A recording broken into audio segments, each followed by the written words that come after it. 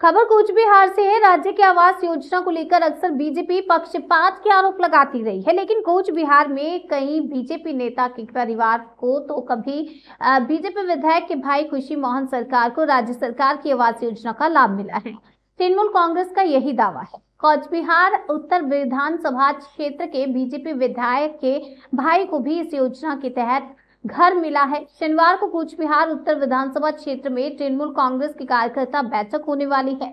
शुक्रवार को इसे विधानसभा के पुंडीबाड़ी में जनसंपर्क के दौरान तृणमूल कांग्रेस के जिला अध्यक्ष अभिजीत देव भौमिक को पता चला कि बीजेपी के जिला अध्यक्ष और विधायक के भाई को भी राज्य की आवास योजना के तहत घर मिला है।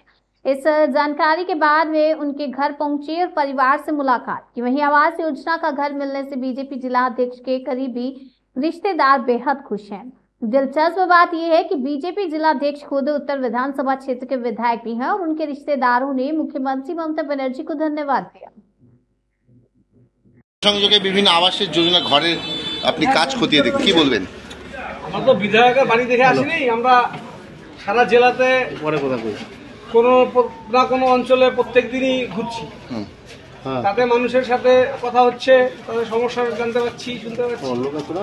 আজকে কুচবিহার উত্তর বিধানসভা কেন্দ্রের পুন্ডিবাড়ি অঞ্চলে এসেছি। হাঁটবার কথা ছিল যেখানে, সেখানে ঠিক হলো না, আমরা এখানে এলাম। কিন্তু কিছু মানুষের আবাসের ঘর হচ্ছে দেখে তাদের বাড়িতে ঢুকলাম। তাদের মধ্যে একজনকে পেলাম যে কিনা বিধায়ক, বিজেপির এমএলএ, জেলা সভাপতি তার ভাই, তার মামাতো ভাই, সে আবাসের ঘর পেয়েছে। সে অত্যন্ত আনন্দিত এবং মাননীয় মুখ্যমন্ত্রীর প্রতি তিনি বার্তা পৌঁছে দিলেন যে তিনি খুশি, এটা পাননি কখন। আমরাও ওটা খুশি যে আমাদের পক্ষপাতের কথা বারবার বলে শুভেন্দু অধিকারী যে পক্ষপাত। কুচবিহারে বিজেপির জেলা সভাপতি সুকুমার রায় এমএলএ, তার ভাইকে আমরা আবাসের ঘর দিতে পেরে খুশি। তার পক্ষপাত থাকছে না। আমাদের কোনো পার্টি করা লোক সেটা দেখে যদি আমরা ঘর দিতাম তাহলে এই লোকটা পেতাম।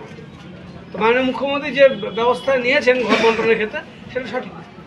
আচ্ছা দাদা, এখানে দেখা গেল যে বিধায়কের বাড়ির ঠিক উল্টো পাশের বাড়িতে একজন মহিলা তিনি ঘর পেয়েছেন, তার পাশাপাশি অনেক বাড়িতে দুস্থ অনেক মানুষ আছে, তারা ঘর পেয়েছেন এবং তারা বিভিন্ন সুবিধা অসুবিধা তারা পাচ্ছেন না বিধায়ক থাকা সত্ত্বেও, এলাকায় বিধায়ক থাকা সত্ত্বেও।